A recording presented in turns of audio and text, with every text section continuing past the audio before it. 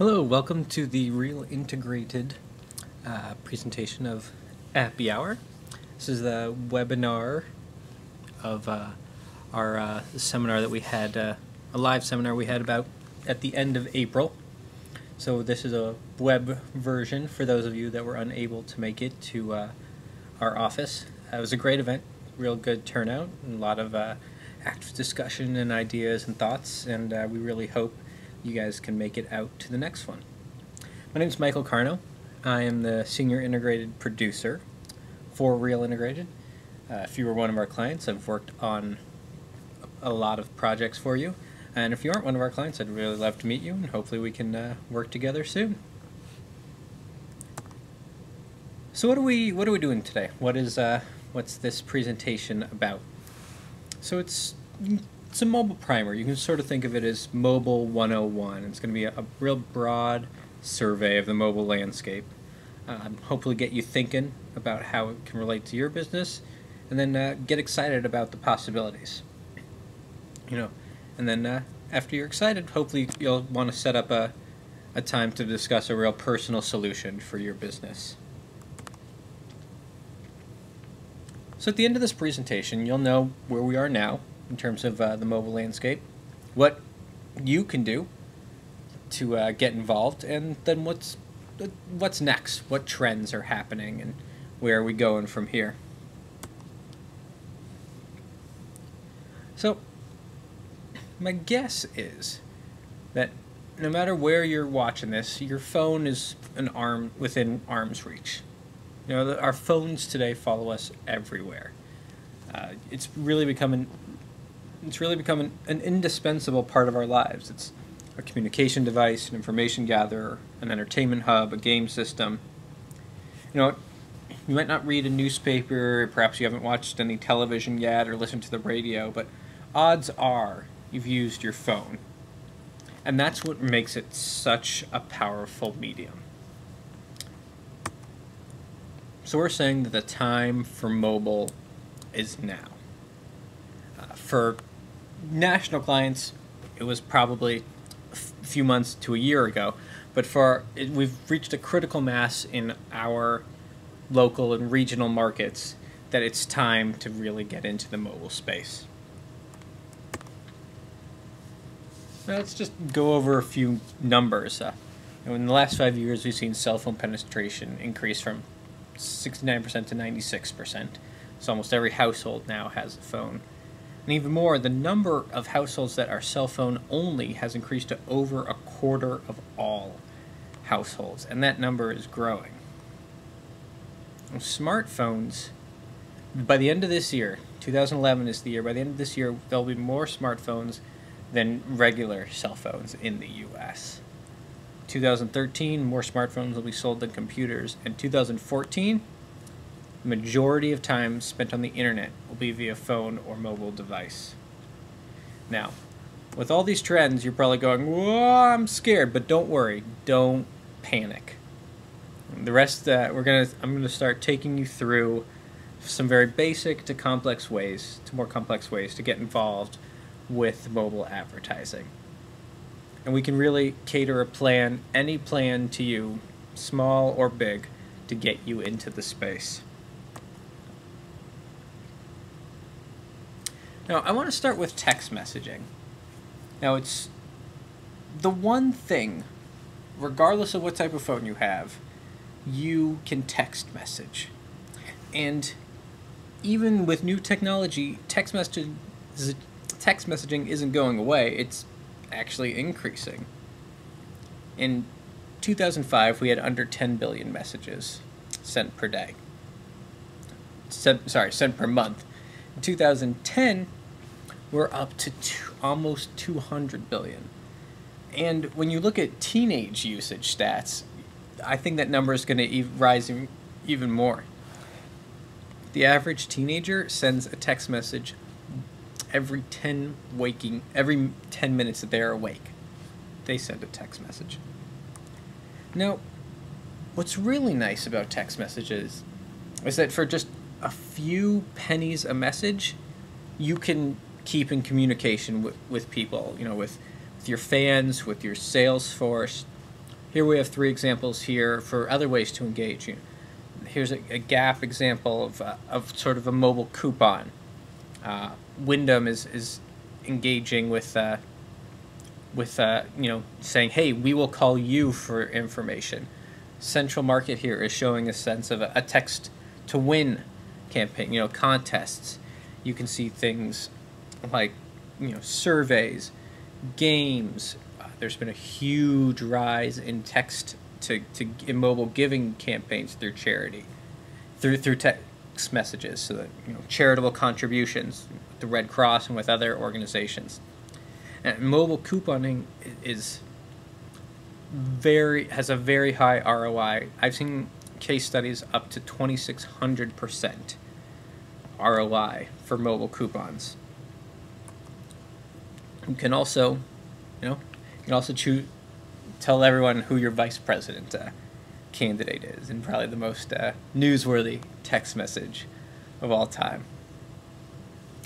Now, the rest of the things I'm going to talk about today are all based on having a smartphone. So the first thing you've probably seen is a QR code. So these are managed, measurable experiences that basically make the world clickable. So what happens if you haven't used one yet is you use an app on your phone, you scan this code, and it gives you more information. It's a way to increase engagement. This one on the wine bottle gives you a sense of tasting notes. It lets you know where the grapes came from.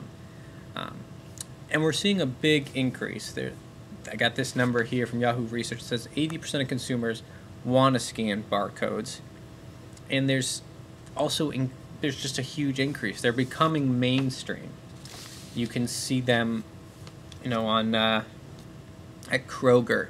You can scan one to get Super Bowl shopping lists. I saw Home Depot is putting it on all their plants to give you care instructions.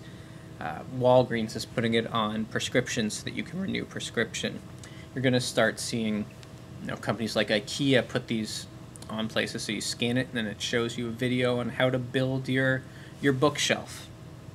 You can use them for increased engagement. You can turn, add basically a way to add video to print campaigns. You can use them for point of sale discounts, scan to pay, scan to sign up for an email list. They're also really great to use as a measurement tool. You put it on a print ad or you put it on a bottle, and you can see how your most actively engaged consumers are interacting with your materials. You want to know how many people are actually going to that site from your print ad? You can figure out how to measure that success through the QR code. Now, when you're thinking about QR codes and really mobile in general, first thing you want to do is you want to use these to engage the user. The phone is an active, tactile device that people are using to do things, not necessarily just to browse or to watch. You want to make sure that it amplifies your message, that you're making things louder, not disjoint. You're not saying different things, you're just saying the same thing louder. It helps to bring your fully integrated message to life. You want to make sure to track everything you're doing so then you can modify it to maximize your value.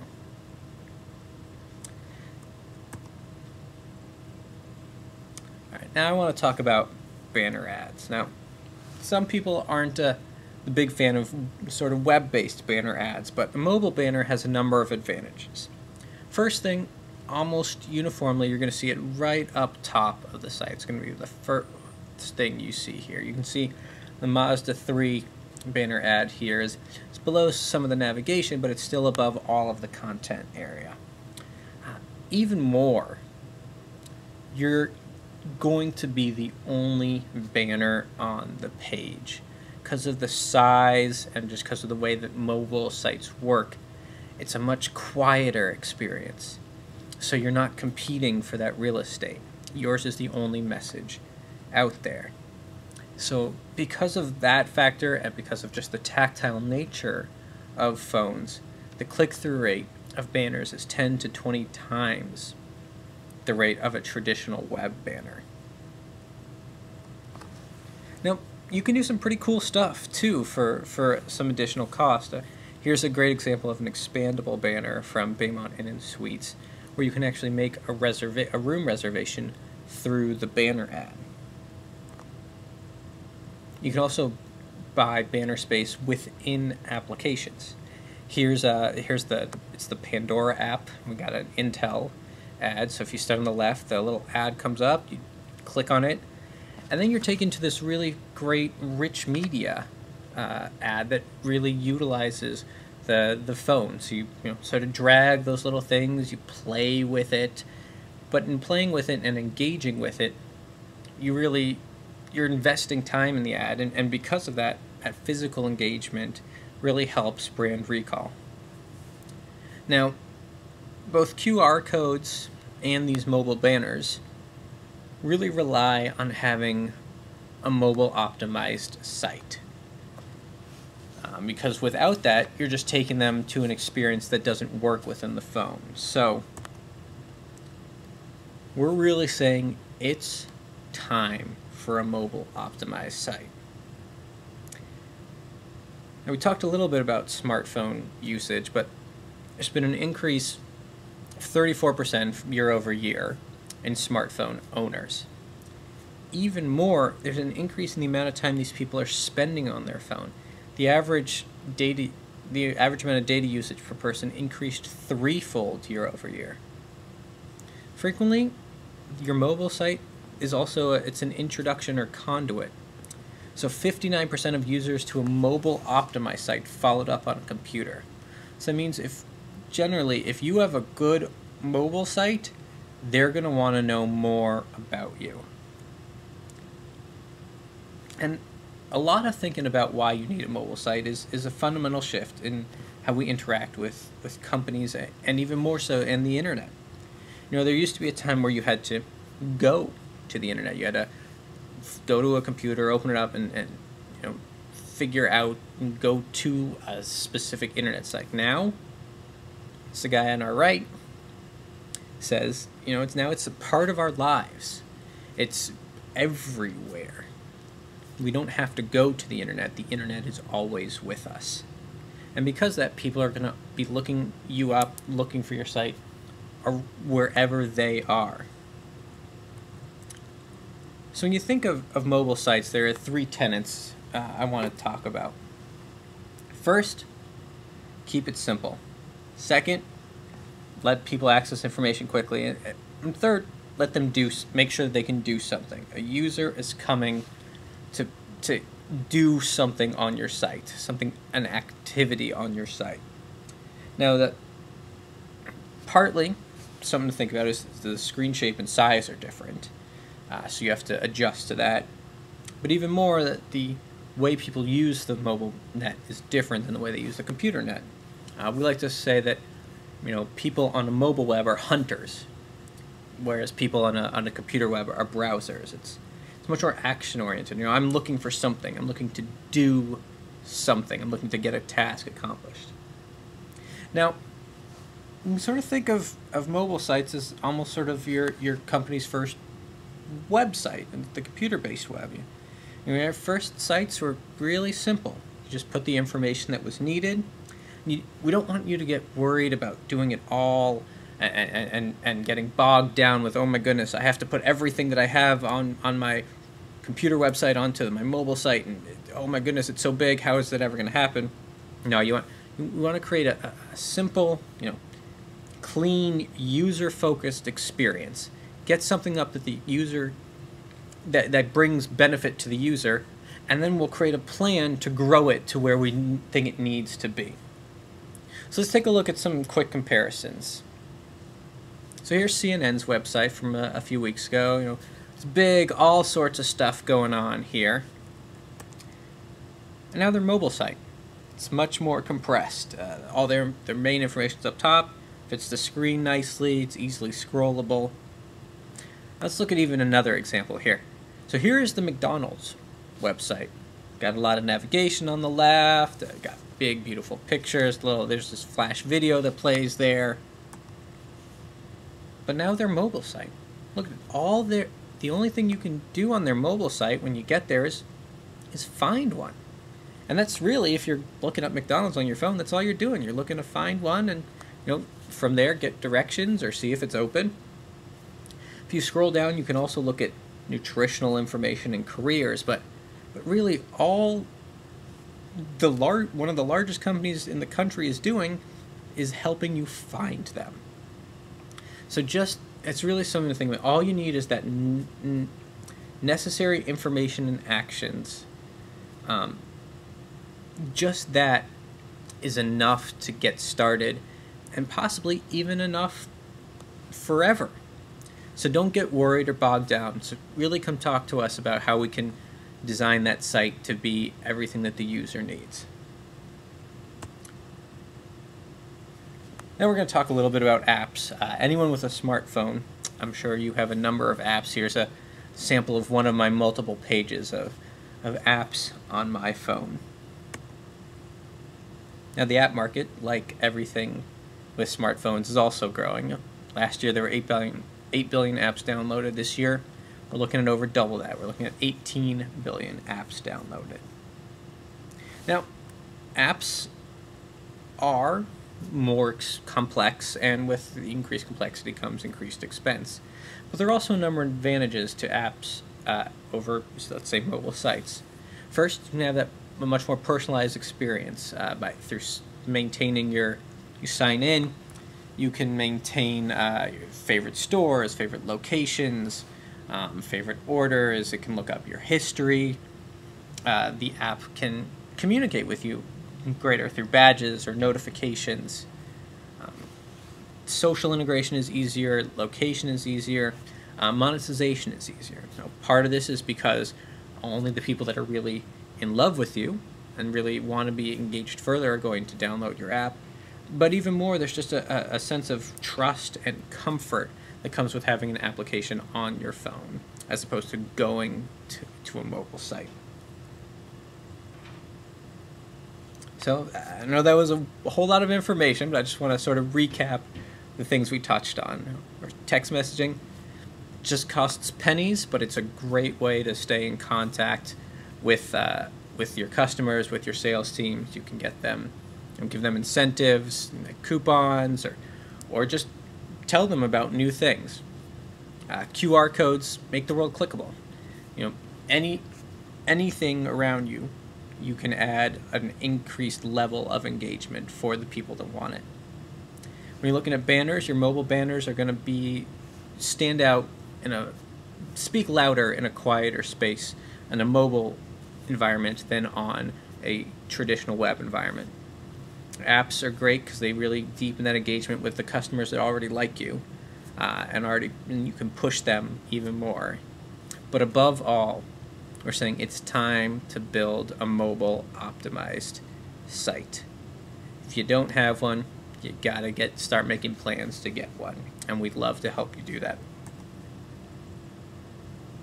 So now let's talk about a few trends that we're going to see in the next over the next probably 6 months and beyond. This what's next section. First, I want to talk about the monetization of location-based services. A location-based service is generally a social network that's based upon announcing either publicly or privately where you are. The best known one is Foursquare, where you show up to a location and through an app on your phone, the Foursquare app, you check in and you say, hey, I am here. And with 3.0, they've really added a whole lot of an increased amount of offers. As you can see on the right, 11 specials nearby. And through there, it's sort of a discounting type feature where you can do it for different things. So here on the left, we show a friends offer where if you come with a group of people, you get something special. There are ones you can create loyalty programs where on the 5th check-in you get something. You can create initial check-ins. Foursquare is something called the Mayor, where if you're the person that's been there enough, the most times you get something special. Starbucks, I believe, has Mayor specials. But Facebook also has check-ins, and then there are other competitors to location-based services. We're going to start seeing an advancement of augmented reality. Now, augmented reality is sort of the transition between the offline and online world. It's a way to take sort of data and place it in a real world. Place it within the real world. It's a bit tricky to describe, so I'm just going to show you a little bit what I mean. Here is the Yelp monocle. So through the Yelp application, you can you hold your phone up, and depending on what direction you are and it sees where you are and what direction you're facing, and then it shows what restaurants are near you, how far away they are, and you can click on them and read their reviews and everything. And as you turn, you go from west to north. Slowly the restaurants change. So it's a great way to say, hey, I gotta head north for a meeting. I need to pick up lunch on the way. What's on the way? Boom, take out your Yelp app, look through the monocle, and you get a whole bunch of options. Here's a real fun one. It's an app called Gold Runner, and it's sort of a scavenger hunt type application. Here you can sort of see on the phone that the girl reading the magazine is also next to Brooklyn Decker, who is a model who was Esquire's cover girl.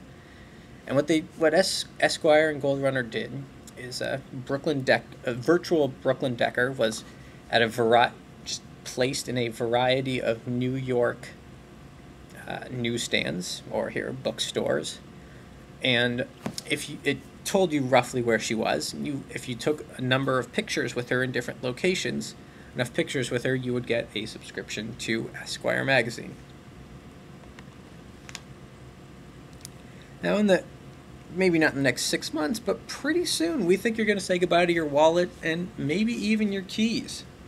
Already, 40% of people say that they would rather lose their wallet than their phone.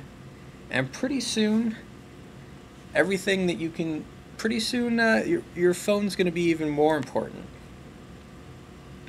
In Johannesburg, for First National Bank, you can now get money out of an ATM without a debit card. You just go in through the FNB app, you select what ATM you want, and it gives you a PIN that's good for 30 minutes. And you walk up to the ATM, enter the PIN, get your cash. Mobile-based payments are going to be the most downloaded app this year and probably next year. You've already here's one called Face Cash that's in development, and it's to try and add some additional protections basically with the face of the user on it, so that in case someone takes your phone. But I'm sure you've already seen people pay for Starbucks with their phone. The New York subway system just added turnstiles that you can pay and get through with your phone. And something called near-field communication in the next 3 to 5 years is going to completely transform payments.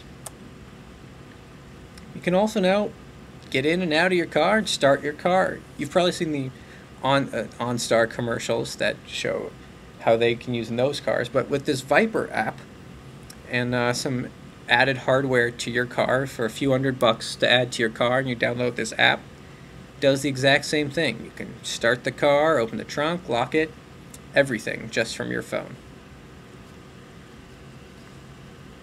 And now just a quick word about tablets. So the market for tablets is increasing very substantially. The iPad was the fastest consumer product ever to 1 million purchases. And the iPad 2 is sold at an even quicker rate. Then other competitors are entering the field or have already entered. By the year end, we'll have the Motorola Zoom, the Samsung Galaxy Tab, the HP Touchpad, possibly the Google Honeycomb, and a few others. But even with all that, the market isn't expected to hit 10% of the U.S. population until sometime mid to late next year. So it isn't quite big enough just yet. So for right now, we really want to focus on phones. Once you got the phone strategy taken down, then we'll start working towards the iPad.